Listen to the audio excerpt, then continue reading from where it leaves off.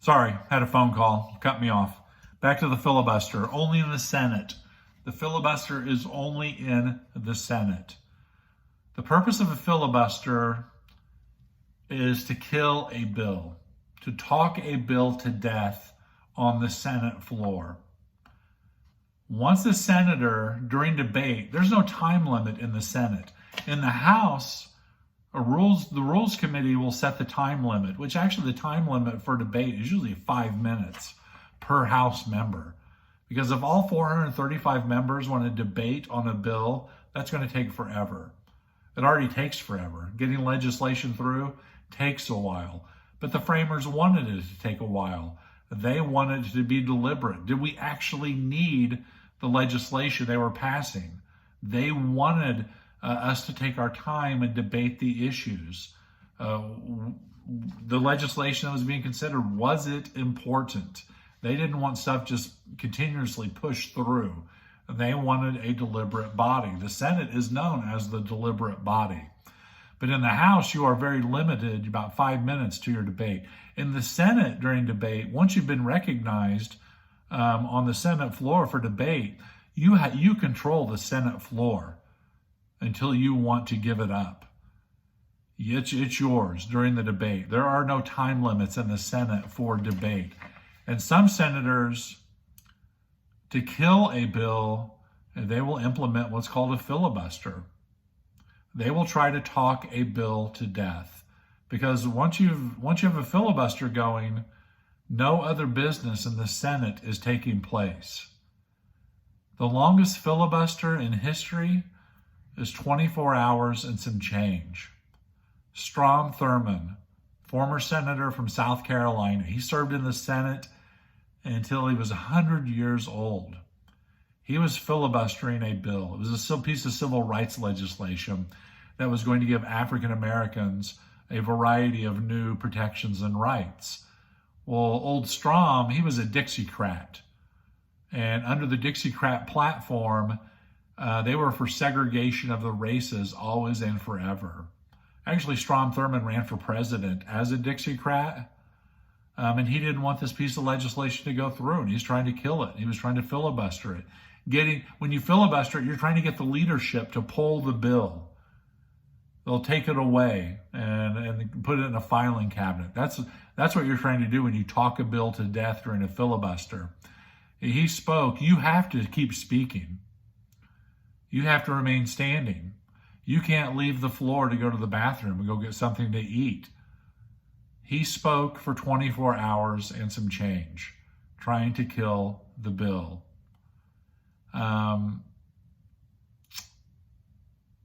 24 hours and change. What else was I going to say? Filibuster, Strom Thurmond, Dixiecrat. That is the longest filibuster in history. You have to keep speaking as well. But here's what I was going to say. You can speak on anything you want.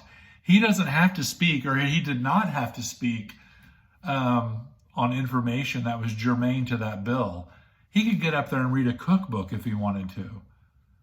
Not too long ago, Ted Cruz from Texas had a filibuster going, and he read Dr. Seuss.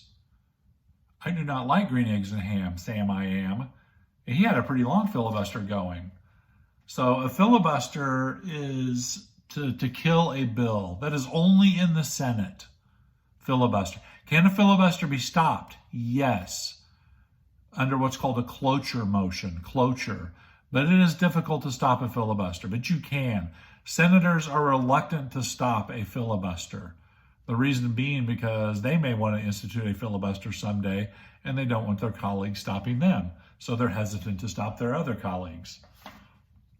A filibuster, that is only in the Senate, talking a bill to death.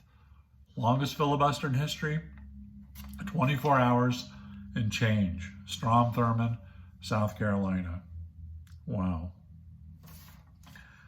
In your notes, which you'll see, I've put this diagram on there about how a bill becomes a law. Go over the process of this, how a bill becomes a law. This will be in the notes that I submit to your Google Classroom page. But quickly just going through this. So you have Congress right here in the middle. then it's broken down into the House and to the Senate, and some action in the middle, then on to the president.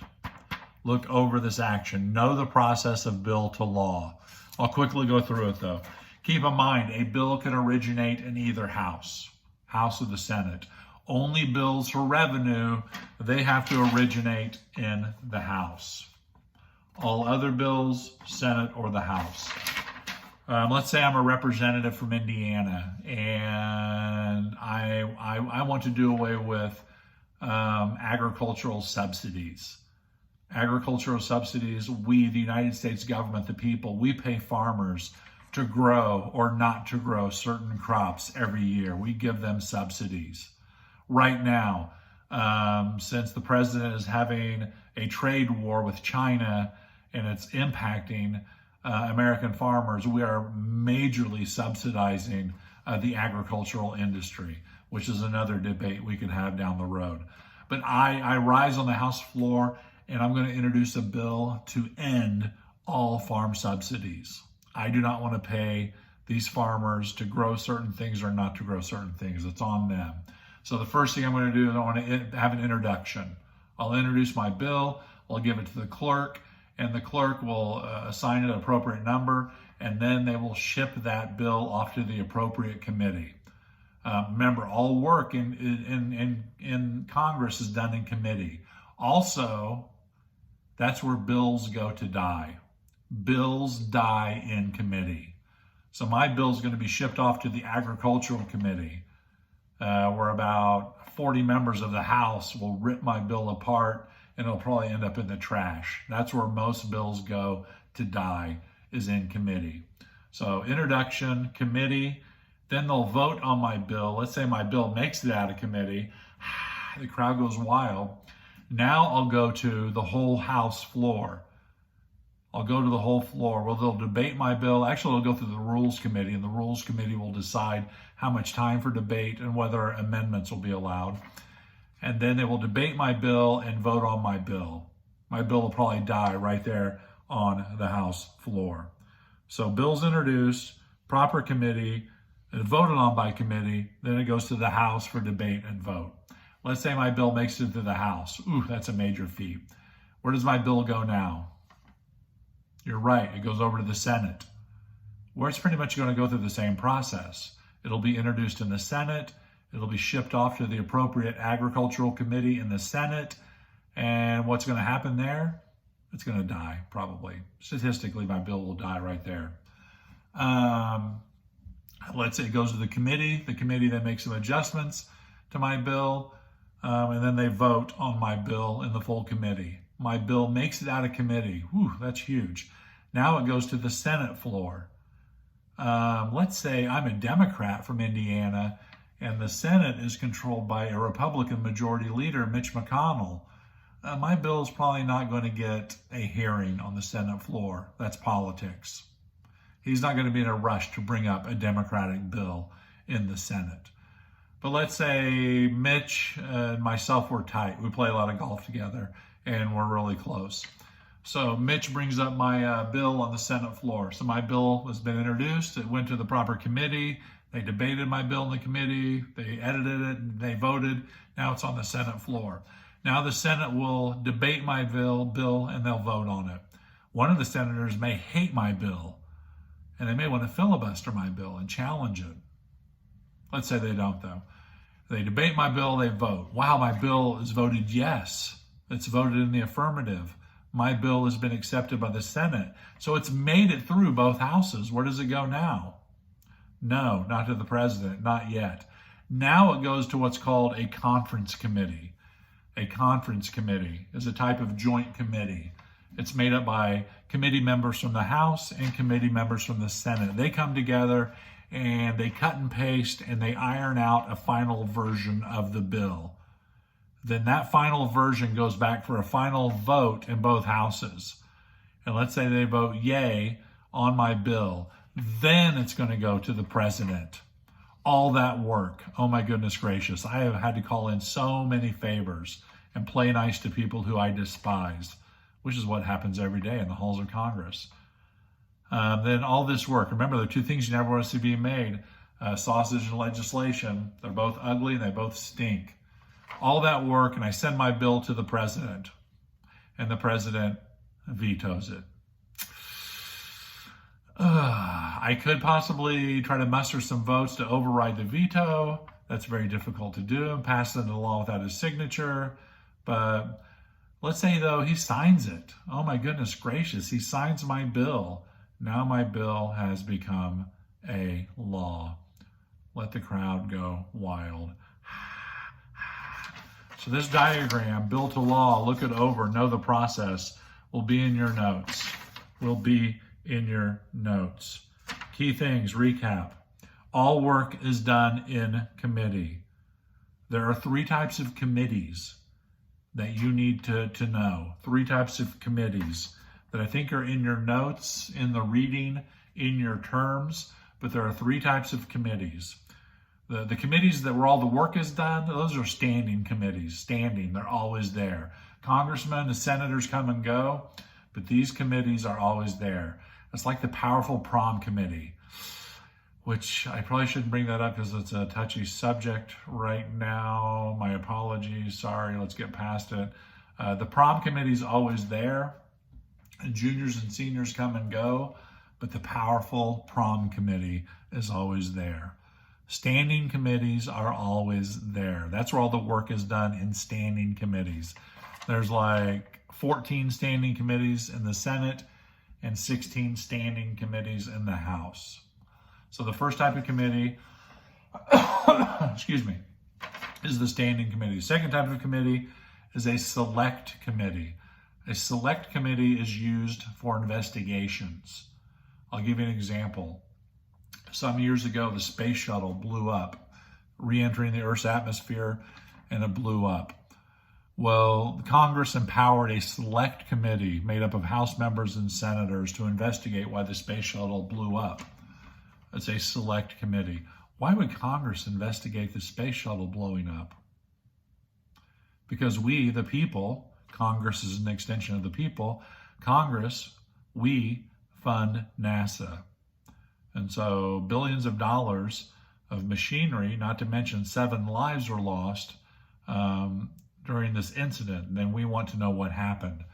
Once the select committee has their answers, then they will provide their information to the powers that be, and then the committee will dissolve. Select committees are for investigations, and then the committees go away. Joint committee is a conference committee. I talk about conference committee, bill of law, it's a type of joint committee. Joint committee is when you have members of the House and the Senate coming together to work on something, usually a piece of legislation. A conference committee is a type of joint committee. Those are the 3 types of committees in Congress. Know them. One final thing, how members vote. So my bill in the House, how do representatives vote? How do senators vote? They usually vote in 3 ways that you need to remember. They take 3 views that you need to recall. They'll take an organizational view. An organizational view means they toe the party line, how the party wanted them to vote, be it Democrat or Republican, how their leadership wanted them to vote on a bill. That is the organizational view. Then you have what's called an attitudinal view. Attitudinal view is how the individual takes it upon themselves how they want to vote. They make their own personal decision how they want to vote on a bill. I'll give you an example that just popped into my head. President Trump was trying to kill major parts of Obamacare. And the Republicans really had the votes in the Senate. They needed 1 more vote. But John McCain, former senator from Arizona, he voted no. Even though his party was voting yes, McCain took an attitudinal view and his own personal view, and he voted no. That's what's called an attitudinal view. Wow, another example popped into my head. During the impeachment trial for President Trump, all the Republicans are voting no on articles of impeachment, but Mitt Romney He votes yes on one of the major articles of impeachment. He takes his own view, attitudinal view, your own personal view. Then the final view is representational view, which I think is the most important. Representational view, you vote how your constituents want you to vote. You represent them in Congress. And so when you vote on a bill, you take a representational view, you're representing their wishes, how your constituents want you to vote on a bill. So 3 types of views: organizational, the party view; attitudinal, your personal view; representational, how your constituents back home want you to vote.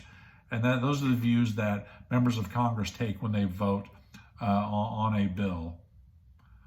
I hope that clears some things up. If you have questions, I will post these online. If you have questions, shoot me a text, shoot me an email. Again, this is on you. I'm not chasing after you guys. I'm not putting a lot of due dates on things or giving you a lot of assignments, or in some cases not even giving you an attendance question. Do I really need to give you an attendance question to babysit you? You know what you need to do, so make it happen. I know tomorrow begins spring break. I know this is a very excremental time for all of us, and we're not going anywhere. We're going to be sequestered away even further. Just do the best you can. Take some time for yourselves. Relax, read some other things, review some of this stuff, hang out with family, keep what's important and keep it in front of you, what is really important. And we will get through this together. It will pass, it will. Just keep the faith and be strong. Reach out to me if you have any questions or if you just want to say hello. I will be back soon. Talk to you later. Kavanaugh out.